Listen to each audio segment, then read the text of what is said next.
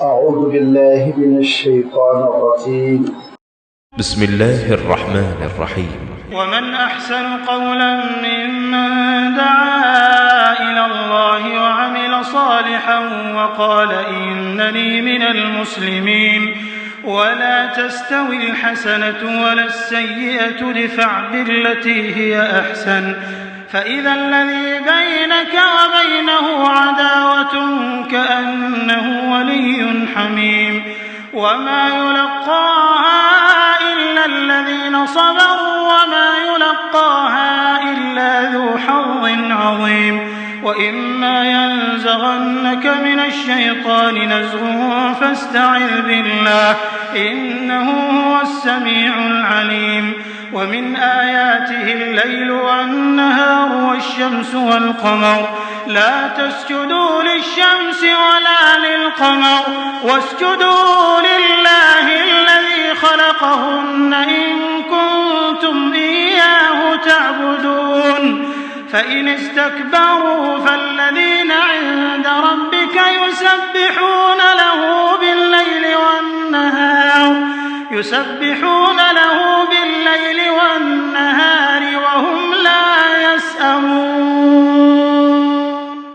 ومن آياته أنك ترى الأرض خاشعة فإذا أنزلنا عليها الماء اهتزت وربت إن الذي أحياها لمحيي الموتى إنه على كل شيء قدير إن الذين يلحدون في آياتنا لا يخفون علينا أفمن يلقى في النار خير أم من يأتي آمنا يوم القيامة اعملوا ما شئتم إنه بما تعملون بصير إن الذين كفروا بالذكر لما جاءهم وإنه لكتاب عزيز لا يأتيه الباطل من بين يديه ولا من خلفه تنزيل من حكيم حميد ما يقال لك إلا ما قد قيل للرسل من قبلك إن ربك لذو مغفرة وذو عقاب أليم ولو جعلناه قرآنا أعجميا لقالوا لولا فصلت آياته أأعجمي وعربي قل هو للذين آمنوا هدى وشفاء والذين لا يؤمنون في آذانهم وقر وهو عليهم عمى أولئك ينادون من مكان بعيد. صدق الله العظيم. الحمد لله رب العالمين والصلاة والسلام على سيد المرسلين وعلى آله وأصحابه أجمعين أما بعد. سورہ حامیم سجدہ یا سورہ فصلت اس کا یہ 5واں رکوع ہے جس کی بھی آپ کے سامنے تلاوت کی گئی. یہ رکوع 12 آیات پر مشتمل ہے جن آیتوں کا سلسلہ شروع ہو رہا ہے آیت نمبر 33 سے اور یہ سلسلہ اختتام پذیر ہو رہا ہے آیت نمبر 44 پر. اللہ تعالیٰ نے اس رکوع میں اور اس رکوع کی ان 12 آیتوں میں 3 اہم ترین باتوں کا تذکرہ فرمایا ہے. ایک داعیانہ کردار کا، دوسرا موضوع اس کائنات میں پھیلی ہوئی اللہ تعالیٰ کی نشانیاں، اور تیسری چیز قرآن مجید اس کا عربی زبان میں ہونا اور اللہ تعالیٰ کے اس کلام پاک کے ساتھ ایک خاص قسم کی سازش جس کو الہاد سے تعبیر کیا گیا ہے اور جس کی وضاحت اپنے موقع پر آئے گی اس کا تذکرہ. یہ تینوں باتیں ہم دیکھیں گے کہ اس سورت کے مرکزی خیال سے جڑی ہوئی ہیں، کیونکہ اللہ تعالیٰ نے سورہ حامیم سجدہ میں، یا اس کو سورہ فصلت بھی کہتے ہیں، اس سورت میں آغاز میں یہ بات ارشاد فرما دی کہ اللہ تعالیٰ کا کلام ہے اور بشیر و نذیر بنا کر نازل کیا گیا ہے، یہ لوگوں کو آگاہ بھی کرتا ہے غلط روش پر چلو گے تو ناکام ہو جاؤ گے، یہ لوگوں کو خوشخبری بھی دیتا ہے کہ اللہ تعالیٰ کے کلام سے اگر استفادہ کرو گے، اس کلام کا نزول تمہارے دل پر ہوگا اور اس کا ظہور تمہارے اعمال پر ہوگا تو پھر تمہارے لیے بے پناہ خوشخبری ہے۔ اور پھر اللہ تعالیٰ نے اپنی مختلف نشانیوں کا تذکرہ کیا، اور کرتے کرتے بات یہاں تک پہنچی تھی کہ اللہ کا کلام نازل ہو رہا ہے، اللہ کے رسول صلی اللہ علیہ وسلم کی یہ ڈیوٹی ہے یتلو علیہم آیاتہ، کہ اللہ کے کلام کی آیتیں وہ سارے انسانوں تک پہنچا دیں، ان کو سنا دیں، ان کو پڑھا دیں، ان کو سکھا دیں۔ اور اس فریضے کو انجام دینے کے لیے جب اللہ کے رسول صلی اللہ علیہ وسلم تشریف لے آتے تو اس موقع پر عالم یہ ہوتا تھا کہ منکرین اور مکے کے وہ سرداران قریش جو تہیہ کیے ہوئے تھے کہ اسلام کو نہیں پھیلنے دیں گے، جنہوں نے یہ ارادہ کر ڈالا تھا کہ اللہ تعالیٰ کے کلام کو لوگوں تک نہیں پہنچنے دیں گے، ان کا عالم یہ ہوتا تھا کہ لا تسمعوا لهذا القرآن، وہ ایک پالیسی بنائے ہوئے تھے کہ اللہ کے اس کلام کو نہ صرف یہ کہ خود نہ سنو بلکہ والغوا فیہ، غل مچاؤ، شور کرو۔ جب اللہ کے رسول صلی اللہ علیہ وسلم کلام پڑھے تو اتنا شور کرو، اتنا شور کرو کہ لوگ سن ہی نہ سکیں۔ جب سن نہ سکیں گے تو لازمی بات ہے متاثر نہیں ہوں گے، جب سن نہیں سکیں گے تو لازمی بات ہے وہ اسلام بھی قبول نہیں کر سکیں گے۔ لیکن اللہ تعالیٰ ارشاد فرماتا ہے کہ اس منکرانہ روش اور یہ مخالفانہ قسم کا جذبہ ان کے حق میں کارگر ثابت نہیں ہوگا۔ فَلَنُذِيقَنَّ الَّذِينَ كَفَرُوا عَذَابًا شَدِيدًا، ایسے منکروں کو ہم شدید عذاب سے دوچار کریں گے۔ وَلَنَجْزِيَنَّهُمْ أَسْوَأَ الَّذِي كَانُوا يَعْمَلُونَ، اور ان کے اس عمل کا برا بدلہ ان کو مل کر رہے گا۔ ارشاد فرمایا ذَلِكَ جَزَاءُ أَعْدَاءِ اللَّهِ النَّارُ، ان اللہ کے دشمنوں کو جو بدلہ ملے گا وہ بس جہنم کی آگ ہوگی، وہ جہنم کی آگ ہوگی اور ہمیشہ کے لیے ان کو اس میں پڑے رہنا ہوگا۔ کیوں؟ سبب یہ ہے کہ بما كانوا بآیاتنا یجحدون، جس کا میں نے تذکرہ کیا تھا، جحود، جحدہ کے معنی ہوتے ہیں کہ سچائی کو سمجھ لینے کے باوجود انکار کرنا۔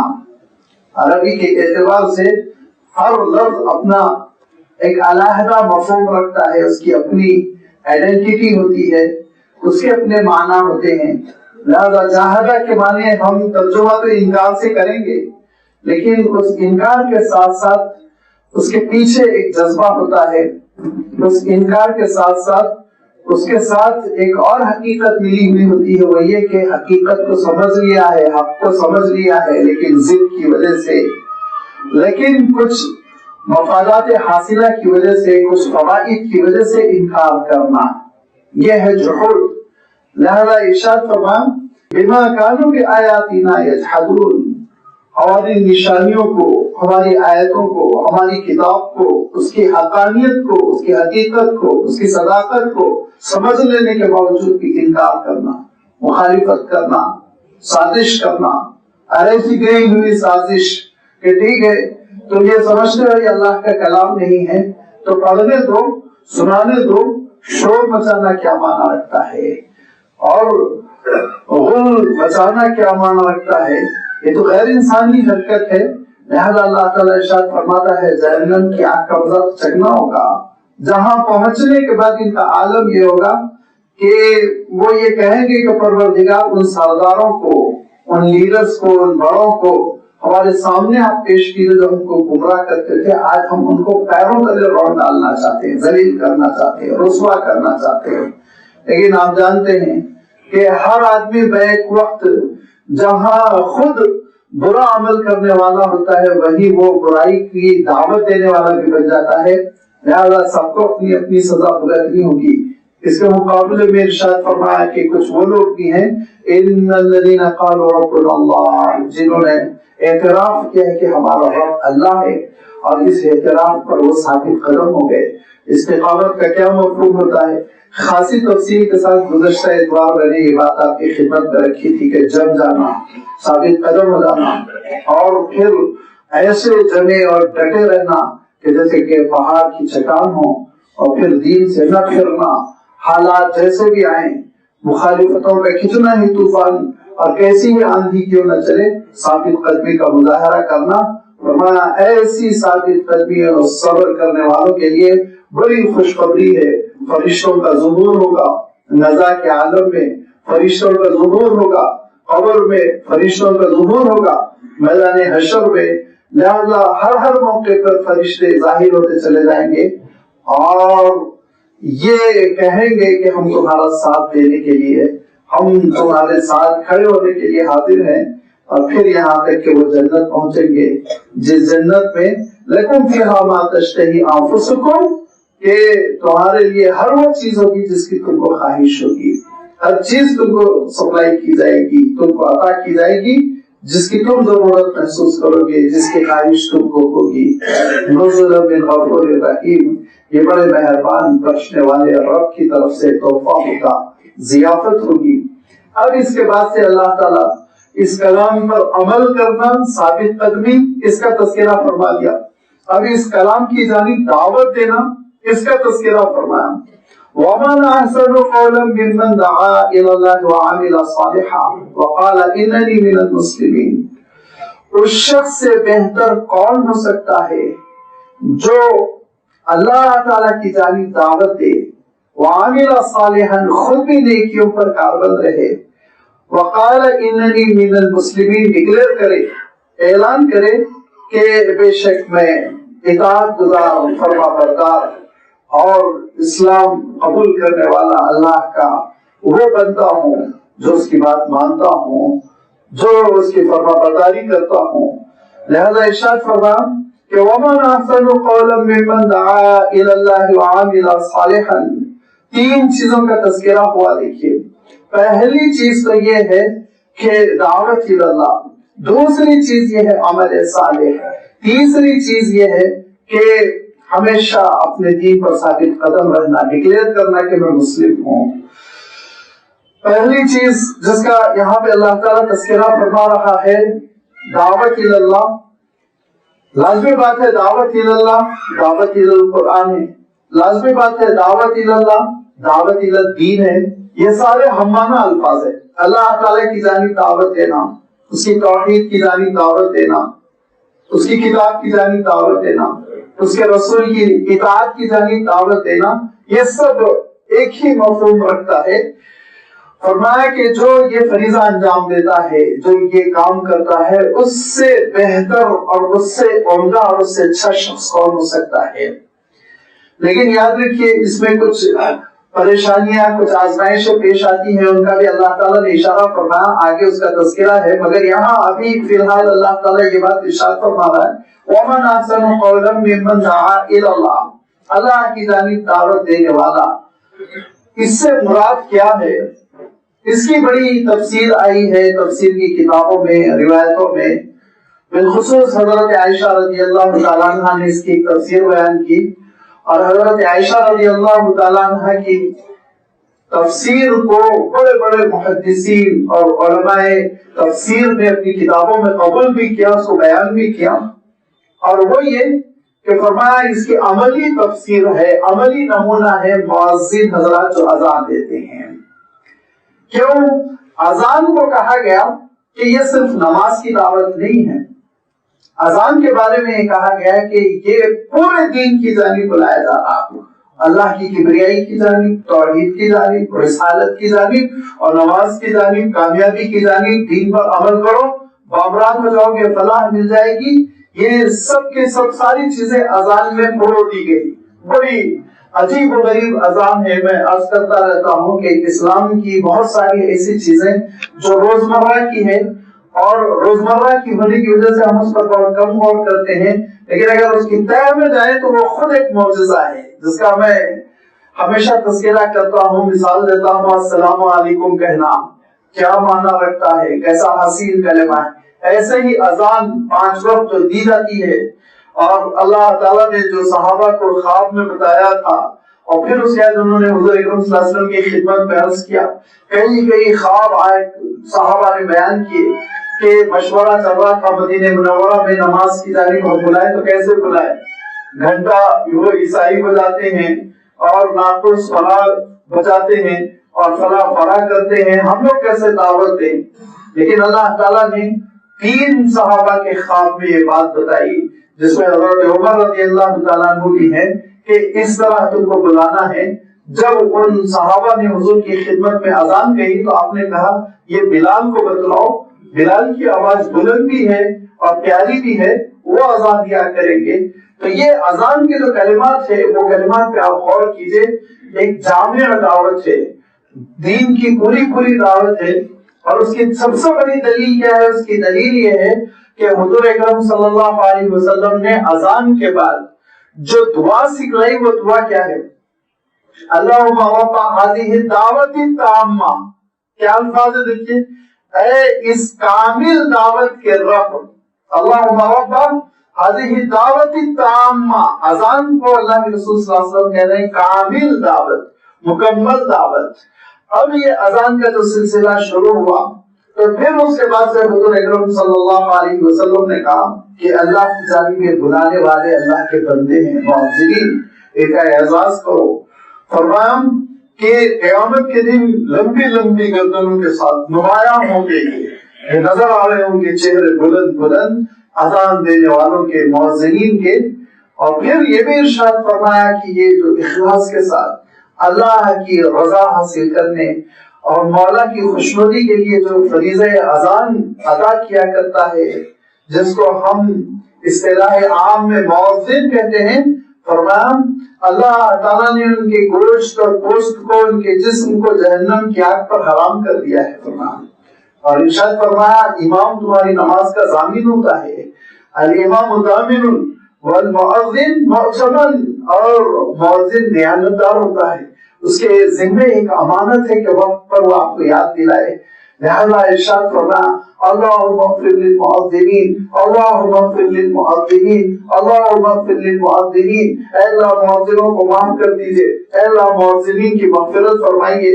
تو حضرت عمر رضی اللہ تعالیٰ عنہ نے کہا اللہ کے رسول ہم بھی محنت کرتے ہیں، جدوجہد کرتے ہیں، تلوار لے کر میدان جنگ میں لڑتے ہیں، زخمی ہوتے ہیں، مجاہد بھیڑتا ہے اور اللہ کے دین کو غالب کرنے کی کوشش کرتا ہے. تو آپ مؤذنین کے لیے اتنی دعا کر رہے ہیں اور ہمارے لیے دعا نہیں کر رہے. تو اللہ کے رسول صلی اللہ علیہ وسلم نے ارشاد فرمایا اے عمر تم کو نہیں معلوم آنے والے زمانے میں میری امت کے کمزور لوگوں کو یہ ذمہ داری دے کر ان کو سوسائٹی میں حقیر کیا جائے گا، لہذا میں ان کے لیے دعا دے رہا ہوں. حضرت عمر کہتے تھے اس کے بعد میں ہمیشہ تمنا کرتا تھا کاش میں مؤذن ہوتا تو نہ مجھے تہجد کی ضرورت پڑتی، نہ مجھے دن میں روزوں کی ضرورت پڑتی، یعنی نفل کی بات ہو رہی ہے کہ نہ دن میں روزوں کی ضرورت پڑتی اور نہ رات میں تہجد کی. اللہ کے رسول صلی اللہ علیہ وسلم نے 3 مرتبہ دعا کر دی تو جنت میں تو جاتا ہی میں. یہ وہ مؤذنین کا مقام ہے جس کی اللہ کے رسول صلی اللہ علیہ وسلم نے پہلے ہی یہ بات بتلا دی تھی کہ کمزور طبقے کو ذمہ داری دے دی جائے گی اور پھر ان کے ساتھ ناانصافی ہوگی. لیکن فرمایا اگر یہ مؤذنین اپنا کام اخلاص کے ساتھ انجام دے اور فرمایا وعامل صالحا، دوسری چیز یہ کہ وہ اذان اور اقامت کے درمیان نماز قائم کریں، کیونکہ اللہ کے رسول صلی اللہ علیہ وسلم فرماتے تھے ما بین کل اذان و اقامت صلاۃ، ہر اذان اور اقامت کے درمیان کوئی نہ کوئی ایک نفل نماز ہے، سنت نماز ہے. لہذا فرمایا اگر یہ ان نمازوں کا اہتمام کریں اور وقال اننی من المسلمین، اللہ کی اطاعت اور فرمانبرداری کریں تو ایسے اخلاص کے ساتھ اذان دینے والے یہ مؤذن حضرات یہ قیامت کے دن بہت معزز ہوں گے، اور یہ وہ اللہ کے دین کی جانب دعوت دینے والے ہوں گے کہ اللہ تعالیٰ میدان حشر میں ان سے پوچھے گا بتلاؤ تم اذان دیتے تھے اور تمہاری اذان پر لبیک کہتا ہوا دوڑ دوڑ کے مسجد کون کون آتا تھا، ان کی لسٹ پیش کرو، آج میں ان کی تمہاری سفارش قبول کروں گا، شفاعت قبول کروں گا، ان کے لیے جنت کے فیصلے کروں گا۔ تو قیامت کے دن یہ ہماری نمازوں کے گواہ بن کر کھڑے ہوں گے، اور ہمارا عالم یہ ہے کہ مسجد کی کمیٹی یہ سمجھتی ہے مؤذن تو ان کے گھر کا سودا لانے کا ملازم ہے، ان کے گھر کے کام کاج کا ملازم ہے، مسجد میں جھاڑو دینا اس کی ذمہ داری ہے، اور ڈانٹ سننا اس کی ذمہ داری ہے، اور کوئی مصیبت آ جائے تو بلا اسی کے اوپر آئے گی، اسی کو جواب دہی کرنا ہے۔ ہرگز نہیں، مؤذنین کی ذمہ داری اللہ کی جانب دعوت دینا، مسجد کی صفائی ہماری ذمہ داری، اماموں کی ذمہ داری، میں نماز پڑھتا ہوں، میں اپنی نماز گاہ کو صاف رکھوں، میں مسجد میں جھاڑو دوں، یہ عیب کی بات نہیں ہے۔ صدر صاحب نے اگر صدارت قبول کی، معتمد صاحب نے اگر معتمدی قبول کی، تو اس کے معنی یہ نہیں ہے کہ انہوں نے ایک لیڈرشپ قبول کی، اس کے معنی وہ اللہ کے گھر کے خادم۔ کیسے خادم؟ جیسے کہ حضرت ابراہیم و اسماعیل ان طہر بیتی للطائفین والعاکفین والرکع السجود، اے ابراہیم اے اسماعیل میرے گھر کو صاف کرو، تم رکوع کرنے والوں کے لیے، سجدہ کرنے والوں کے لیے، نماز پڑھنے والوں کے لیے۔ تو جب حضرت ابراہیم و اسماعیل کو حکم ہے اللہ کے گھر کی خدمت کا، تو میں اور آپ یہ اس کے لیے کتنا بڑا اعزاز ہے ذرا آپ تصور کیجئے۔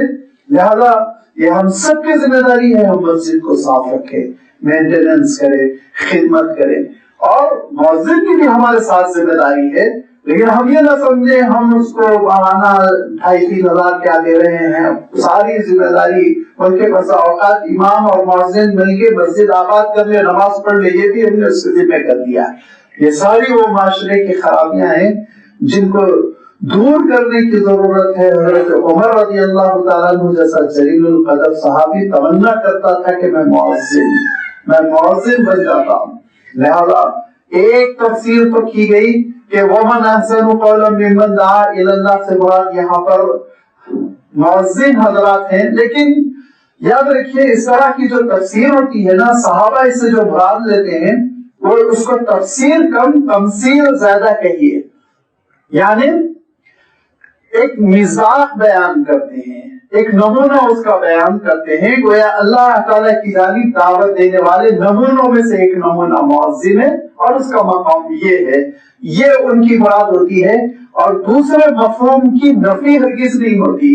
لہذا حضرت حسن بصری رحمۃ اللہ علیہ فرمایا کرتے تھے کہ وَمَنْ أَحْسَنُ قَوْلًا مِّمَّنْ دَعَا إِلَى اللَّهِ، سب سے پہلی مراد اللہ کے حبیب، اللہ کے رسول حضرت محمد مصطفیٰ صلی اللہ علیہ وسلم ہے، یہ ارشاد فرمایا کرتے تھے۔ اور واقعہ یہ ہے کہ ہر وہ شخص جو اللہ کی جانب اور اس کے دین کی جانب دعوت دے رہا ہے وہ اس میں شامل ہے، کیونکہ اللہ تعالیٰ نے لفظ کو عام رکھا، ہم مخصوص نہیں کر سکتے۔ لہذا اللہ تعالیٰ فرما رہا ہے وَمَنْ أَحْسَنُ قَوْلًا مِّمَّنْ دَعَا إِلَى اللَّهِ، اس شخص سے بہتر کون ہو سکتا ہے جو اللہ کی جانب دعوت دیتا ہو؟ کیونکہ یاد رکھیے کہ عمل صالح خود تنہا کر لینا یہ ہماری نجات کے لیے کافی نہیں ہے۔ اللہ کے رسول صلی اللہ علیہ وسلم ارشاد فرماتے ہیں کہ ایک قوم پر عذاب آیا تو اس قوم میں ایک بڑے عبادت گزار صاحب بھی تھے، لوگوں نے پوچھا ان کا کیا حشر، تو فرمایا سب سے پہلے انہی پر سزا ہوگی، سب سے پہلے وہی پھنسیں گے۔ کیوں؟ اس لیے خود عبادت کر لینے سے تھوڑی کام چلتا ہے، معاشرے کی اصلاح بھی کرنا، لوگوں کو سدھارنا، اپنے بال بچوں کو دعوت دینا، اپنے پڑوسیوں کو سمجھانا، اپنے ماحول کو بدلنے کی کوشش کرنا، یہ ہر فرد کی ذمہ داری ہے۔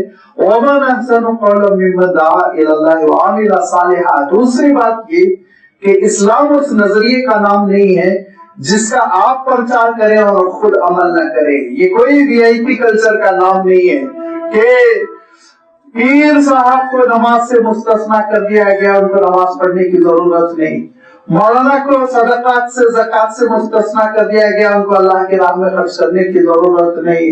और मुल्क बादशाहों जमींदारों और उमरा को हज से मुस्तस्ना कर दिया गया, उनको मीना में जाके ठहरने की जरूरत नहीं, हरगिज़ नहीं। इस्लाम नाम है अमल का, ऐसा अमल अना अव्वलुल मुस्लिमीन, रसूल और नबी खुद कहते थे कि तुम नमाज पढ़ने से पहले मैं नमाज पढ़ता हूँ, और तुम दिन में 5 मरतबा नमाज पढ़कर रात में आराम करते हो, और मेरा आलम ये होता है रात में मैं 5 घंटे और नमाज पढ़ता हूँ, मैं आगे बढ़कर अमल करता हूँ। ये है इस्लाम की दावत। वआमिला सालिहन, खुद भी दूसरी जगह अल्लाह ताला ने मनफी अंदाज में क्या इरशाद फरमाया? अल्लाह ताला इरशाद फरमाता है जो खुद भली बात करता है लेकिन अमल नहीं करता तो अल्लाह ताला के पास बहुत वो नापसंदीदा है।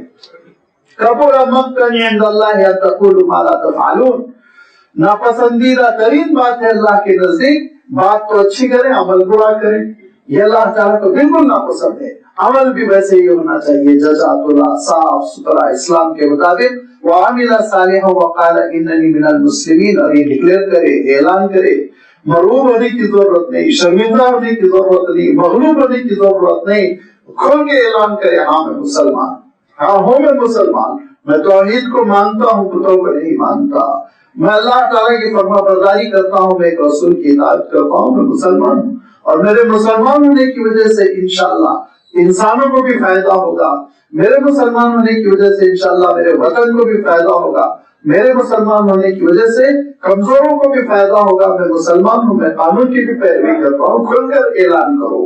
इसमें रोब दबदबे परेशान होने की कोई जरूरत नहीं। वक़ाला इन्ननी मिनल मुस्लिमीन, अगर तुमने ये राह अपना ली और ये तरीक़ेकार अपना लिया तो फिर परेशानियां तो पेश आएंगी, उलझने होंगी, मुखालिफतें होंगी, इतनी आसानी से लोग तुमको कबूल नहीं करेंगे। और तुम तो एक उम्मती हो ना, तुम्हारे रसूल को जब लोगों ने आसानी से कबूल नहीं किया, मुखालिफतें की, परेशान किया, सताया, जीना दोभर किया, तो लाज़मी बात है तुमको वो कैसे छोड़ देंगे।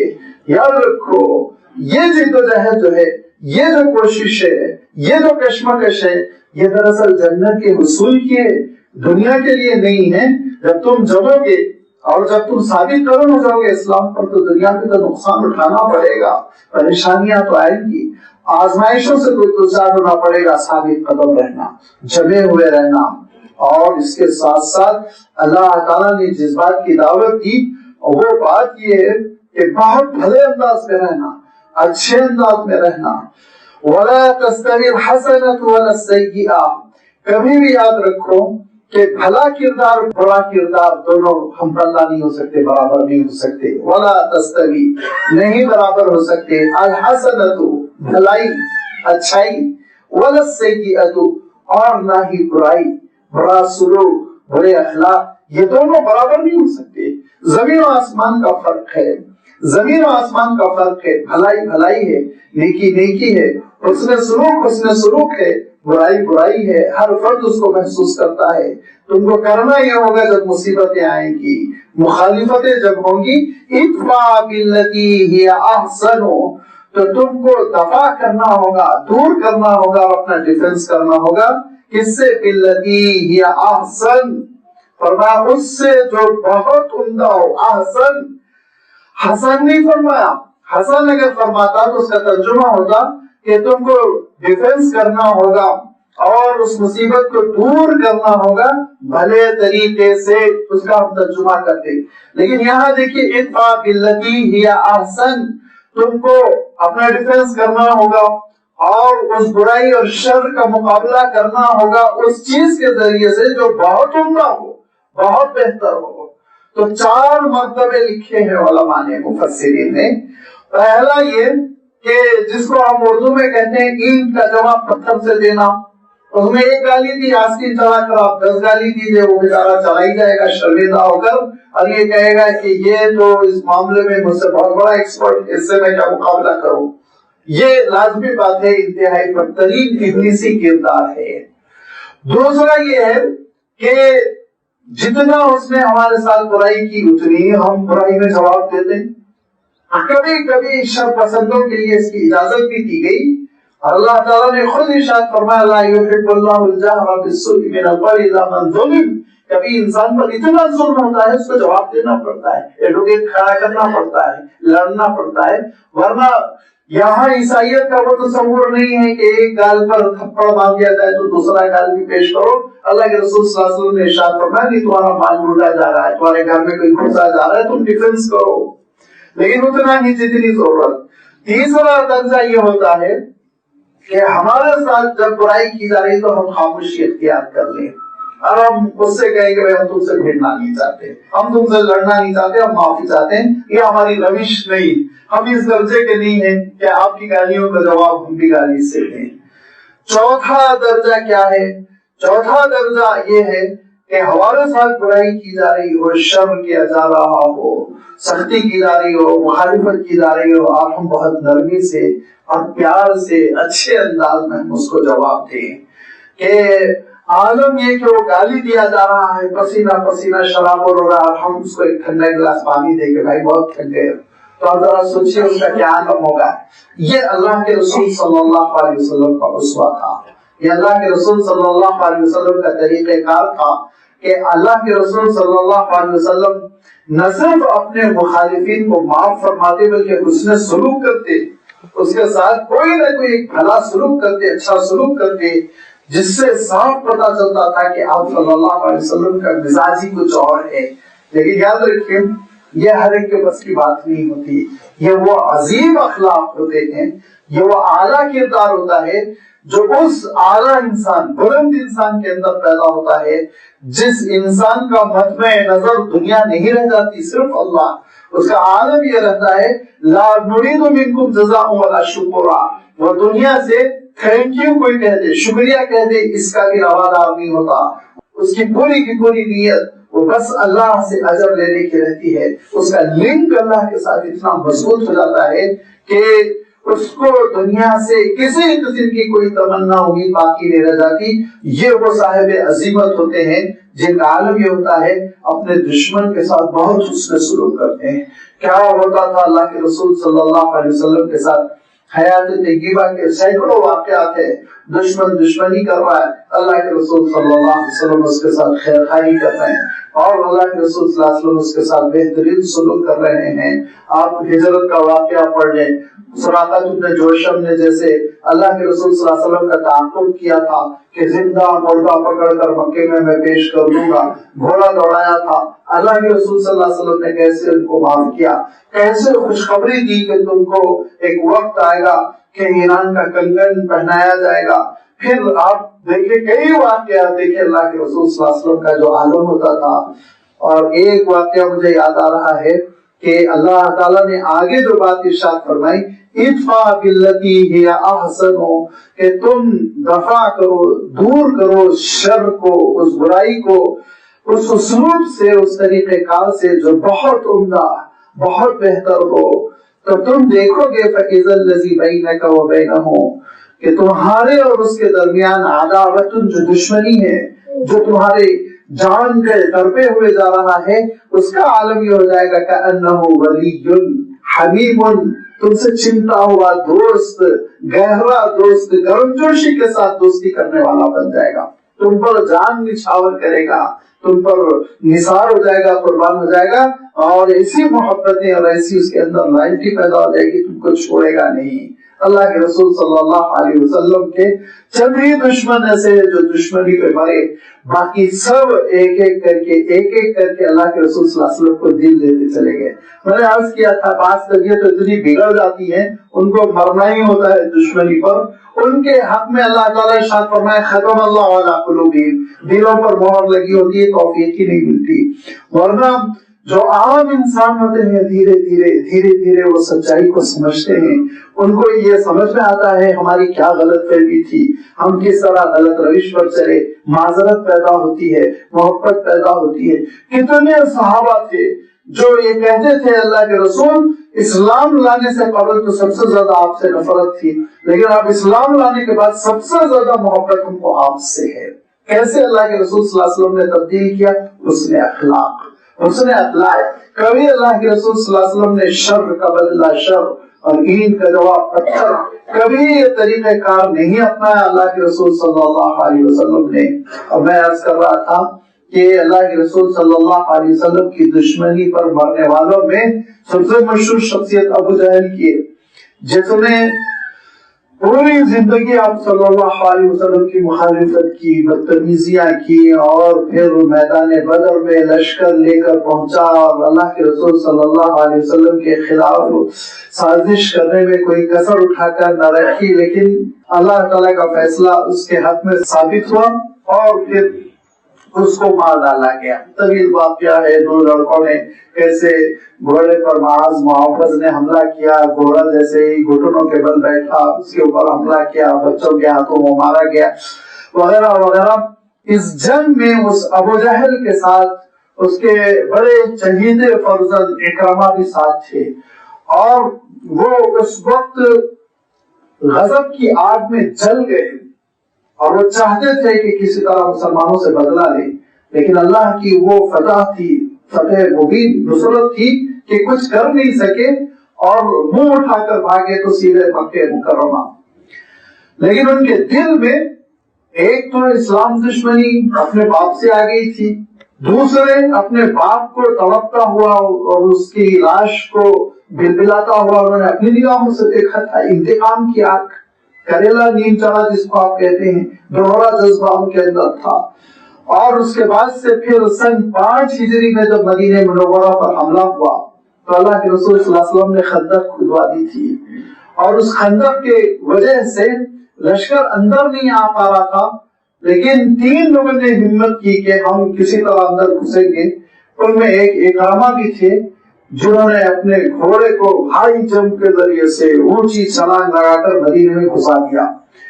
لیکن حضرت علی رضی اللہ تعالیٰ عنہ نے خبر لی اور پہلا جو آدمی تھا جس کا نام مجھے یاد نہیں آ رہا اس کو پکڑا، وہیں اس کا کام تمام کر دیا۔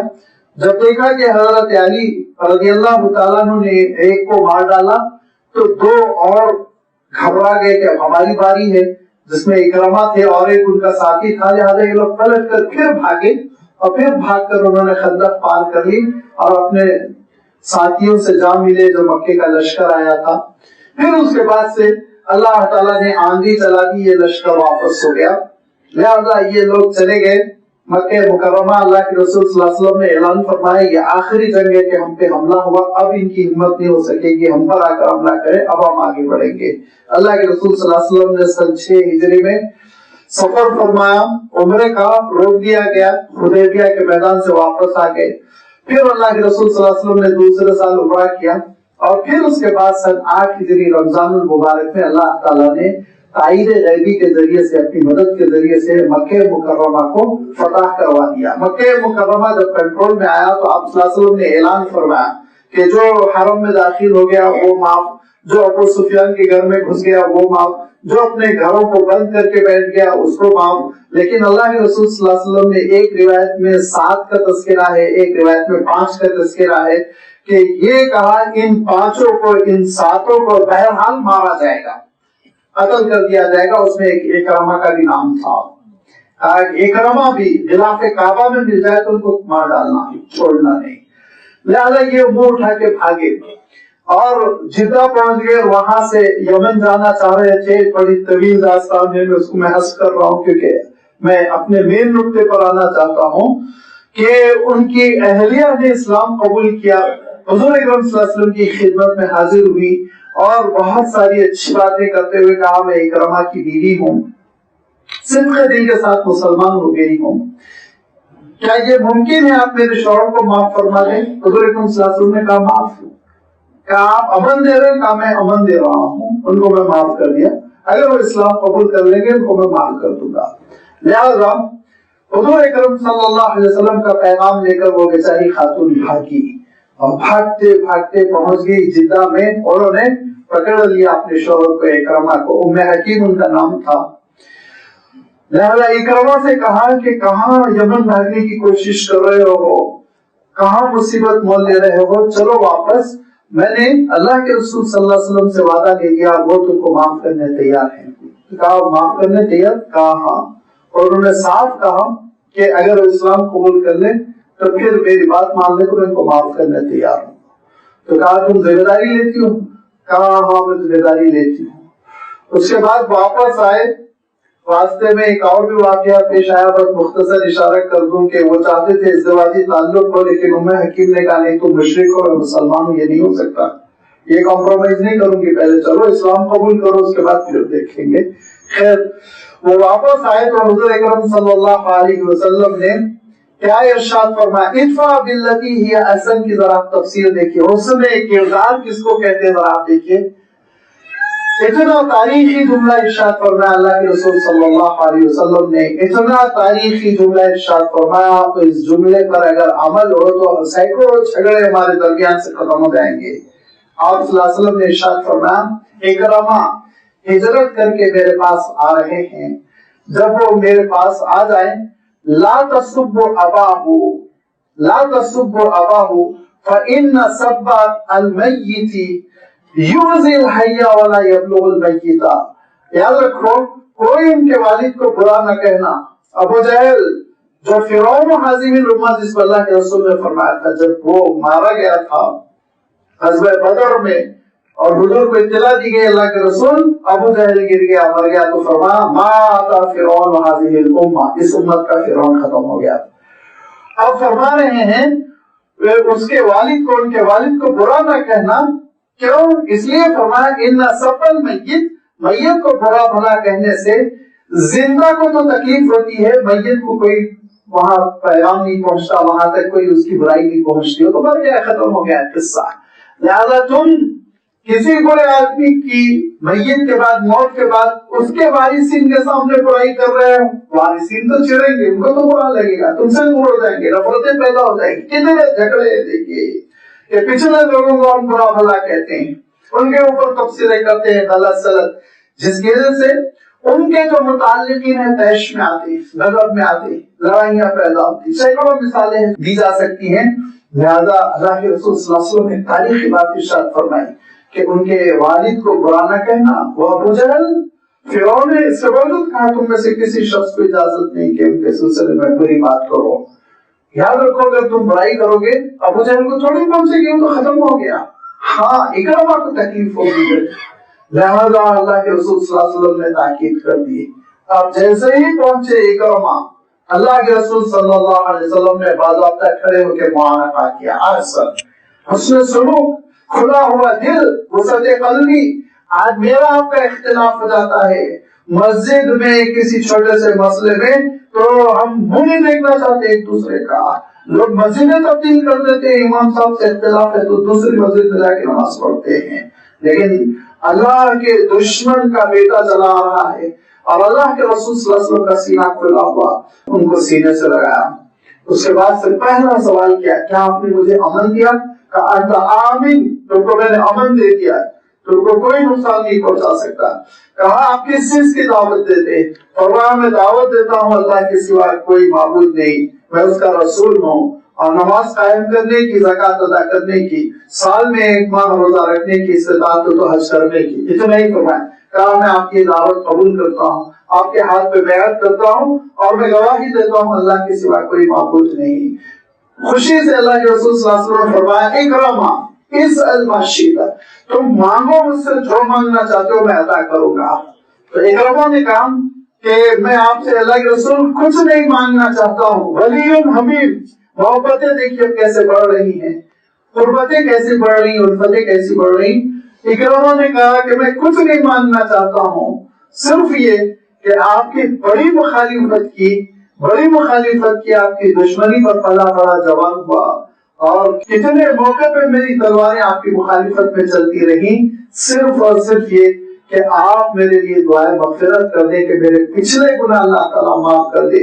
فرمایا جاؤ تمہارے سارے پچھلے گناہ اللہ تعالیٰ معاف کر رہا ہے۔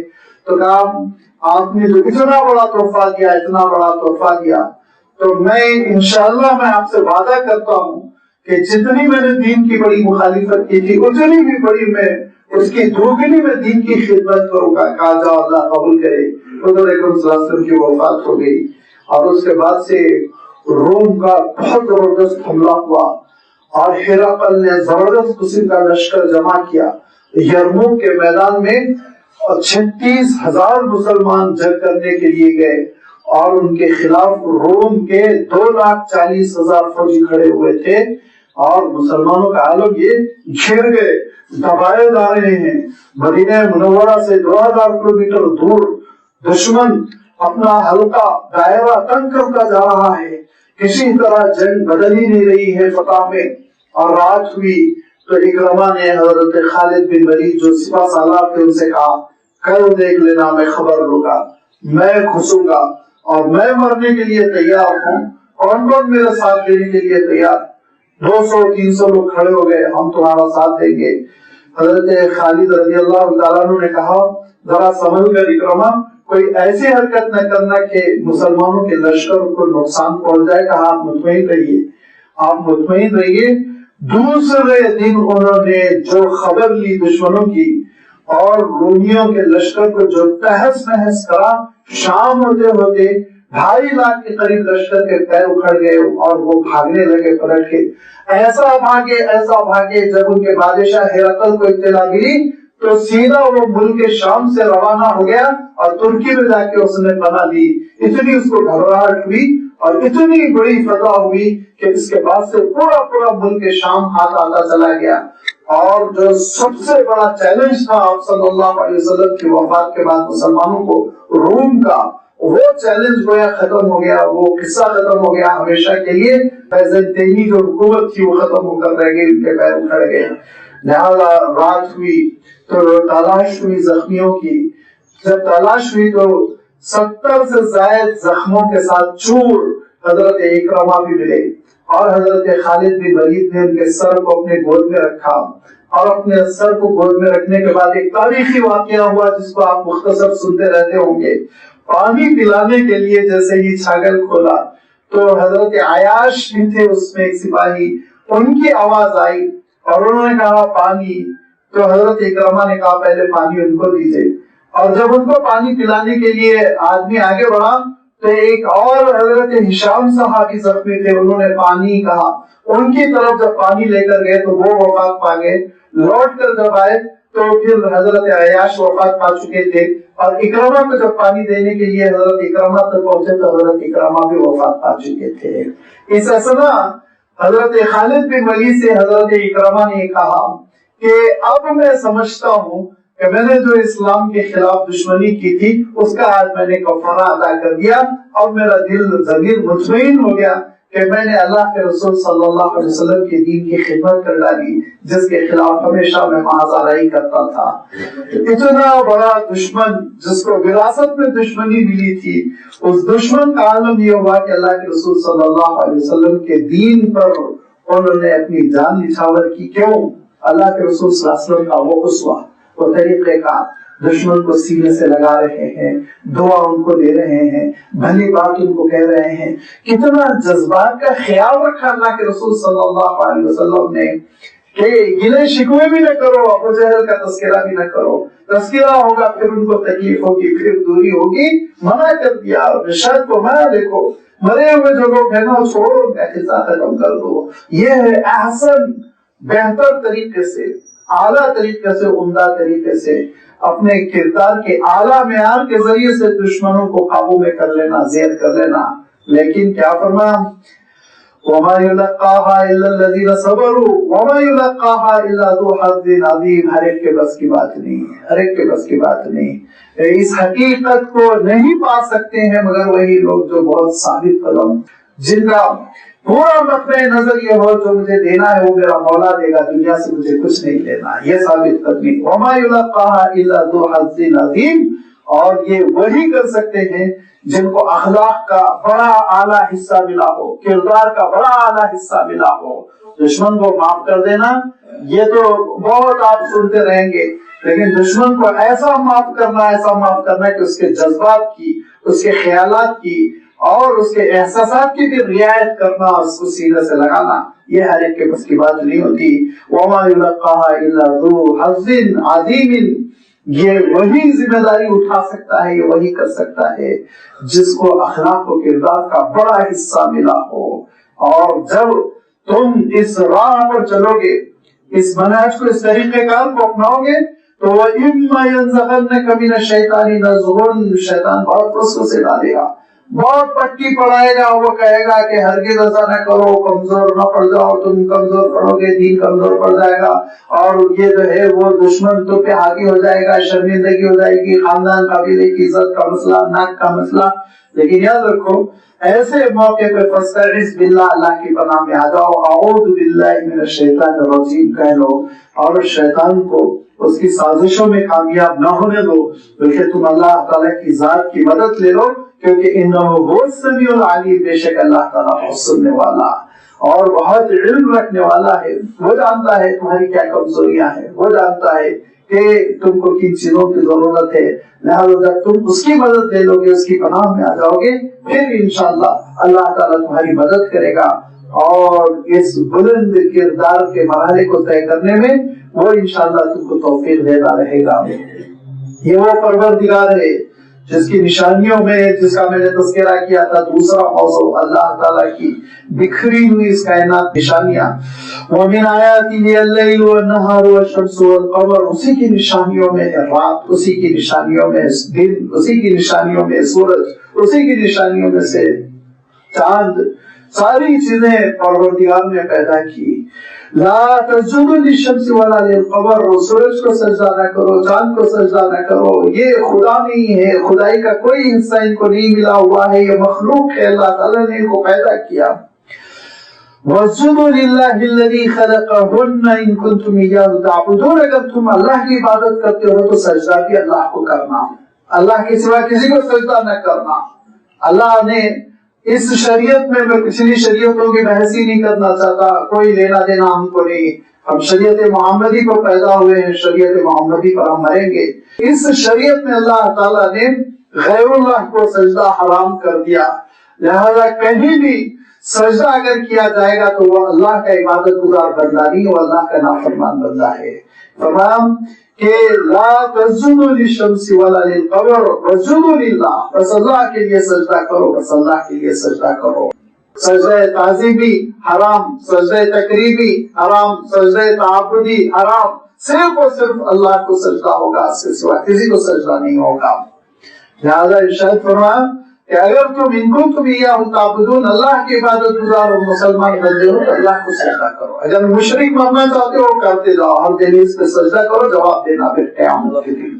بالاتفاق پوری امت A to Z، کسی قسم کا کوئی استثناء نہیں، ہر مکتب فکر کا عالم اور مفتی یہی فتویٰ دیتا ہے کہ اللہ کے سوا کسی کو سجدہ جائز نہیں، کسی کو سجدہ جائز نہیں.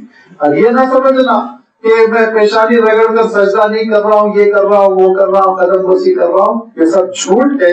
جہاں پیشانی رگڑی جائے گی اس کو سجدہ تعبیر کیا جائے گا، اور اس سجدے کو حرام قرار دیا ہے، حرام. اب اگر تعظیم کی نیت ہے تو وہ اس طرح حرام کا مرتکب ہے جیسے نعوذ باللہ خنزیر کا گوشت کھا رہا ہے. اور اگر عبادت مراد ہے تو وہ کافر ہو چکا ہے، اب وہ اس کا نگاہ ٹوٹ چکا ہے، اب وہ مرے گا تو مسلمانوں کے قبرستان میں اس کو دفنایا نہیں جائے گا. یہ ہے غیر اللہ کو سجدے کا حکم. اللہ فرمان کہ اللہ کے سوا کسی کو سجدہ نہ کرنا، اللہ کے دربار میں سجدہ ریز ہونا، جھک جانا، پکارنا، اپنی پیشانی رگڑنا اس کی دہلیز پہ.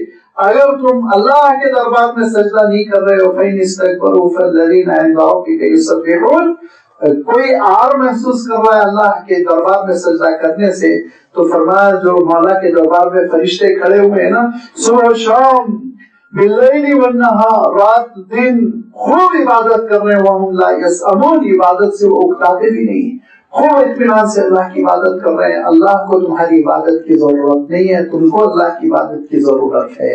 تمہاری عبادت کی وجہ سے اللہ کے خزانے میں اضافہ نہیں ہوگا، لیکن تمہاری عبادت نہ کرنے کی وجہ سے تمہارا بڑا گھاٹا ہوگا. لہذا اللہ کی عبادت کرو، سجدہ کرو، اس سے مانگو، اس کے آگے بندگی کا اظہار کرو. اب آپ جانتے ہیں یہ آیت سجدہ ہے، اور آیت سجدہ کے معنی یہ ہوتے ہیں کہ اس کو پڑھ لینے اور اس کو سن لینے کے بعد سجدہ واجب ہو جاتا ہے. لہذا ہم کو ایک سجدہ کرنا ہے جو ہم انشاءاللہ گفتگو ختم ہونے کے بعد کر لیں گے. لیکن یاد رکھیے وضو شرط ہے سجدے میں، بغیر وضو آپ سجدہ نہیں کریں گے. لہذا جو حضرات باوضو ہیں وہ تو فوراً سجدہ کر لیں، جو حضرات باوضو نہیں ہیں وہ فوراً وضو کر کے سجدہ کر لیں. ٹالے نہیں، سجدہ قضا ہو جاتا ہے، اور اگر چھوٹ جائے تو گناہ ہو جاتا ہے. لہذا اس کو ہم ٹالے نہیں، جلد از جلد کر لیں۔ وَمِنْ آيَاتِهِ أَنَّكَ تَرَى الْأَرْضَ خَاشِعَةً، اللہ کی نشانیوں میں سے ہے کہ تم زمین کو دیکھتے ہو خاشعةً، بے جان ہو جاتی ہے، بالکل کسی قسم کا کوئی سبزہ ہریالی کچھ نہیں ہے۔ فَإِذَا أَنزَلْنَا عَلَيْهَا الْمَاءَ، جب ہم اس پر پانی برسا دیتے ہیں، اهْتَزَّتْ وَرَبَتْ، لہلہا جاتی ہے اور جھاڑیاں بلند ہو جاتی ہیں، ربا کے معنی بلند ہونا، درخت بلند ہو جاتے ہیں۔ ان الذی احیاها لمحیی الموتى، بے شک جس نے اس زمین میں جان ڈالی وہ مردوں میں بھی جان ڈال سکتا ہے، وہ مردوں میں جان ڈالے گا۔ انہ علی کل شیء قدیر، بے شک وہ ہر چیز پر قدرت رکھتا ہے، ہر چیز پر وہ قادر ہے۔ جب ہر چیز پر قادر ہے اور اس زمین پر جان ڈالنے پر قادر ہے تو مردوں میں جان ڈالنے پر قادر کیوں نہیں؟ لہذا وہ تم کو میدان حشر میں برپا کرے گا، جواب دینے کے لیے کھڑا کر دے گا۔ ان الذین یلحدون فی آیاتنا، اب اس کا تقاضا یہ ہے اللہ کی بات مانو، اس کی آیتوں پر ایمان قبول کرو۔ اب دیکھیے تیسرا موضوع شروع ہو رہا ہے جس کے سلسلے میں میں نے عرض کیا تھا کہ اللہ تعالیٰ کے کلام پاک کی مخالفت کی دو شکلیں، ایک ظاہری جو مشرکین کا شیوا تھا، جو آج بھی منکرین کا طریقہ کار، نہیں مانیں گے اللہ کے کلام کو، سازشیں کریں گے اس کے خلاف بولیں گے، یہ ایک طریقہ کار ہے، کھلم کھلا وہ دشمن ہے۔ ان کے بارے میں اللہ تعالیٰ نے کیا ارشاد فرمایا کہ ذالک جزاء اعداء اللہ النار، یہ اللہ کے دشمن ہے، جہنم میں جھونک دیے جائیں گے، ہمیشہ جہنم میں رہیں گے۔ ایک اور طریقہ ہے دوسرا اللہ کی کتاب کی مخالفت کا، ان الذین یلحدون فی آیاتنا لا یخفون علینا، بے شک وہ لوگ جو ہماری آیتوں کے سلسلے میں الحاد کرتے ہیں، ہم سے وہ چھپے ہوئے نہیں ہیں، ہم سے وہ پوشیدہ نہیں ہے، مخفی نہیں ہے، اللہ سے پوشیدہ نہیں ہے۔ الحاد کس کو کہتے ہیں؟ الحاد کا اردو ترجمہ ہے کجروی۔ میں آج کل اردو کا بھی تھوڑا جنازہ نکل رہا ہے اور اس کی حقیقت کو، اس کے سخت لفظوں کو سمجھنا مشکل ہو جاتا ہے، لہذا اس کی تشریح ہوتی ہے کہ سیدھے راستے کو چھوڑ کر تیرے بینگے راستے کو اختیار کر لینا۔ اب الحاد اللہ کی آیتوں کے سلسلے میں کیا ہے، اس کی تشریح کرتے ہوئے علماء نے لکھا کہ جو اللہ کی کتاب کا مفہوم اللہ کے رسول نے پوری امت کو سکھلایا، اس سے ہٹ کے کوئی مفہوم لینا، جو آج کل کا فیشن ہے، جو الحاد کرتے ہیں ان کا کیا حشر ہونے والا ہے، اللہ تعالیٰ نے آگے ارشاد فرما دیا، ان الذین یلحدون فی آیاتنا، بے شک جو ہماری آیتوں اور ہماری کتاب کی آیتوں کے سلسلے میں الحاد کریں گے، کجروی کریں گے، غلط مفہوم لیں گے، صحیح راستے سے صراط مستقیم سے ہٹ کر نئی چیز، نئی اپج پیدا کرنے کی کوشش کریں گے، وہ سمجھ لیں کہ ان کی یہ سازش و مکاری اور کوشش اللہ سے پوشیدہ نہیں، وہ جانتا ہے کیوں کر رہے ہیں۔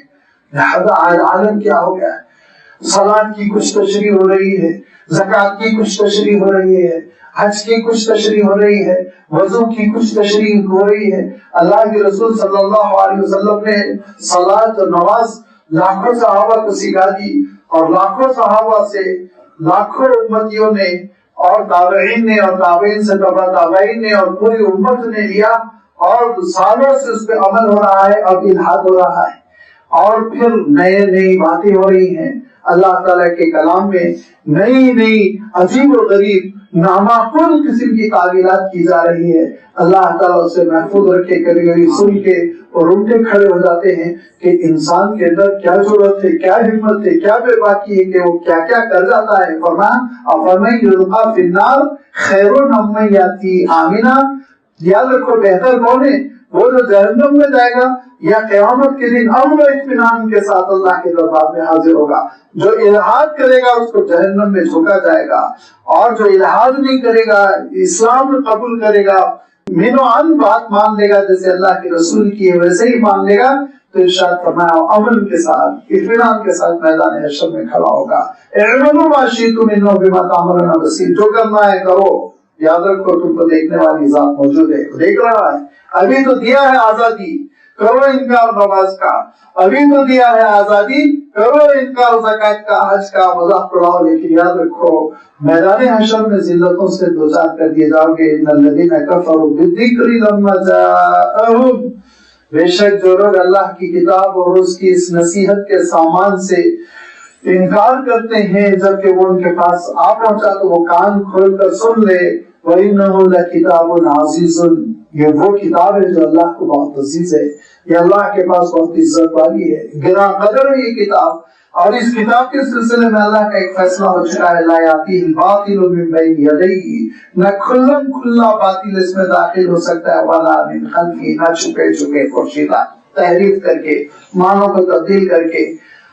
بڑی تفصیل ہے، میں اشارہ کروں گا. بائبل کا میں تذکرہ اس لیے کرتا ہوں کہ سب سے قریبی کتاب رہی حضور اکرم صلی اللہ علیہ وسلم سے 600 سال پہلے قریب وہ نازل ہوئی تھی. اس کتاب کا کیا حشر ہوا، اس کی کھلم کھلا بھی تبدیلی کر دی گئی، چھپ چھپ کے بھی اس کی تحریف کر دی گئی. کھلم کھلا کیا کہ اس میں توحید کے مضامین ہیں، لیکن سیدھا سیدھا یہ کہہ دیا گیا یہ وقتی تھے. اس میں خنزیر حرام ہے، کہہ دیا گیا یہ بنی اسرائیل کے لیے. اس میں شراب حرام ہے، کہہ دیا گیا یہ بنی اسرائیل کے لیے، ان کے علماء کے لیے، سارے انسانوں کے لیے نہیں ہے. اور چھپ چھپ کے کیا کیا گیا، چھپ چھپ کر اس میں یہ کیا گیا کہ اس کے ترجموں میں ڈنڈی ماری گئی، مفہوم کو بگاڑ دیا گیا. اور اللہ تعالیٰ ایک بات ارشاد فرما رہا ہے، اس کا ترجمہ دوسرے الفاظ سے کر دیا گیا. اللہ تعالیٰ نے بندے کے لیے ایک لفظ استعمال کیا تھا سریانی میں، اور وہ لفظ بیٹے کے لیے بھی استعمال ہوتا ہے. جب زبانوں میں الفاظ کم ہوتے ہیں تو پھر ایک لفظ کئی مفہوم کے لیے ادا کیا جاتا ہے، جس کی مثال میں ہندی سے دیتا ہوں. پتی شوہر کو بھی کہتے ہیں، لکھپتی وہ والا 1000 روپے والا، 1,00,000 روپے والا. اور آپ جانتے ہیں راشٹرپتی تو پورے راشٹر کا شوہر تھوڑی ہوتا ہے، سردار کے معنوں میں، حکمران کے معنوں میں. تو پتی کا لفظ کو آپ کو دیکھنا پڑے گا کہاں آ رہا ہے، کس سیاق میں. شوہر کے لیے آ رہا ہے نہیں، وہ بیوی کے ساتھ آ رہا ہے تو شوہر سے ترجمہ کیجئے. نیشن کے ساتھ آ رہا ہے تو پھر آپ صدر جمہوریہ سے ترجمہ کیجئے. تو ایسے ہی سریانی زبان میں جو لفظ تھا وہ ایسا کامن لفظ تھا، اس کا ترجمہ بیٹے سے بھی ہوتا ہے، اس کا ترجمہ بندے سے بھی ہوتا ہے. لیکن انہوں نے ڈنڈی ماری اور حضرت عیسیٰ علیہ السلام کے ساتھ بیٹے کا ترجمہ کر کے اللہ کا بیٹا قرار دیا، خدا کا بیٹا قرار دیا. پھر آپ جانتے ہیں شرک کی پوری بلڈنگ بنا ڈالی. لہذا فرما کہ دیکھو جیسا باطل ادھر داخل ہو گیا انجیل میں، تورات میں، ایسے باطل اللہ کی کتاب میں داخل نہیں ہو سکتا. الہاد کرنے والے کان کھول کر سن لے، تمہاری الہاد کی، فیضروی کی، سازش کی ساری کوششیں ناکام ہو جائے گی. اللہ کی کتاب کا مفہوم بھی اللہ تعالیٰ نے محفوظ فرما دیا. اور ارشاد فرمایا تھا کہ ان علینا الجمع والقرآن فاذا قرأناه فاتبع قرآنه ثم ان علینا بیانہ. قرآن مجید بیان کرنا بھی اے نبی ہماری ذمہ داری ہے. اللہ تعالیٰ ارشاد فرماتا ہماری ذمہ داری. ہم بتائیں گے مفہوم صلاۃ کا کیا ہے، زکات کا کیا ہے، ہم بتائیں گے سجدے کا مفہوم کیا ہے، رکوع کا مفہوم کیا ہے، ہم بتائیں گے کہ روزے کا مفہوم کیا ہے، صوم کا مفہوم کیا ہے، ہم بتائیں گے کہ حج کا مفہوم کیا ہے. منمانی تشریح کرنے کی ہم اجازت نہیں دیں گے. لہذا یہ باطل نہ کھلے انداز میں داخل ہو سکے گا، نہ چھپے انداز میں داخل ہو سکے گا. تنزیل من حکیم حمید، یہ نازل کردہ کلام ہے اس پروردگار کی جانب سے جو حکمت والا ہے اور جو ستوزہ صفات ہے، قابل تعریف ہے. ما یقال لک الا ما قد قیل للرسل من قبلک، آپ سے جو کہا جا رہا ہے رسول، وہ وہی باتیں ہیں جو پہلے رسولوں سے بھی کہی گئی. حضرت موسیٰ علیہ السلام کو بھی جادوگر کہا گیا، حضرت عیسیٰ علیہ السلام کو بھی جادوگر کہا گیا، اور ان کو بھی شاعر کہا گیا، ان کو بھی یہ کہا گیا. لہذا یہ پرانی چیزیں ہیں جو آپ سے کہی جا رہی ہیں، آپ اس کی وجہ سے کبھی نہ خاطر نہ ہو، دل آپ کا چھوٹا نہ ہو. ان ربک لذو مغفرۃ، بے شک پروردگار بہت معاف کرنے والا ہے، اور معاف کرنے کی ادا اس کو پسند ہے، معاف فرماتا ہے. لیکن لوگ اللہ کو کمزور نہ سمجھے. وذو عقاب علیم، سزا بھی بہت سخت دیتا ہے. جب سزا دیتا ہے تو بہت سخت سزا دیتا ہے، لہذا اس کی سزا سے ڈرے. وَلَوْ جَعَلْنَاهُ قُرْآنًا عَرَبِيًّا، اگر قرآن کو غیر عربی عجمی زبان میں نازل کر دیا جاتا، لَقَالُوا لَوْلَا فُصِّلَتْ آيَاتُهُ، یہی منکرین مشرکین کہتے ہیں ارے عربی میں کیوں نہیں نازل کیا گیا، ہماری زبان میں کیوں نازل نہیں کیا گیا، اس کی آیتوں کی تفصیل کیوں نہیں کی گئی، وضاحت کیوں نہیں کر دی گئی، تشریح کر دی نہیں گئی. اور یہ کہتے عجمی کیوں، وہ عربی، یہ کلام تو عجمی، رسول تو عربی، رسول عربی، کلام عجمی میں نازل ہو رہا. تو لازمی بات ہے جب رسول عربی ہے تو کلام عربی ہوگا.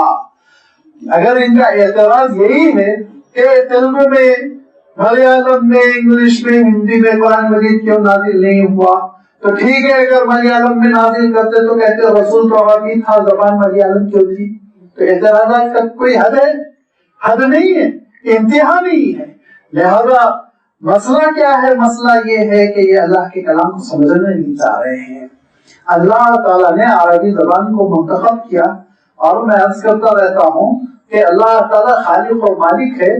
जो खालिक और मालिक होता है उसको इख्तियार होता है, जिस चीज को चाहे वो सेलेक्ट कर ले। वो है जुमा को मुंतखब किया हफ्ते के दिनों में, उसने शहर मक्का को कबूल किया सारे शहरों में, उसने रसूल अरबी को सेलेक्ट किया सारे इंसानों में, उसने अरबी जबान को सेलेक्ट किया सारी जबानों में, सारी जबानें उसने नाजिल की। एक जबान उसने ऐसी बनाई जिसमें उसका कलाम नाजिल हो सकता था। तो जबान के अंदर अल्लाह ताला ने वो जान रखी, वो कैफियत रखी।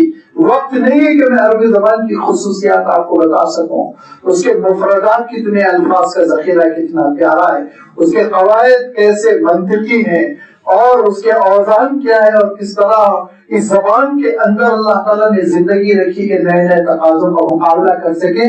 ये सारी चीजें मैं अर्ज नहीं कर सकता, वक्त नहीं है। अल्लाह ने इस जबान को इस काबिल बनाकर इस जबान में अपना कलाम नाजिल करके अपना फैसला सुना दिया। जिसको मानना है मानो, जो परवरदिगार से बगावत कर सकता है बगावत करके हशर देख ले उसका क्या होने वाला है। लिहाजा आजमी अरबी कि ये कलाम अगर अजमी में होता तो लोग कहते कलाम अजमी में, रसूल अरबी।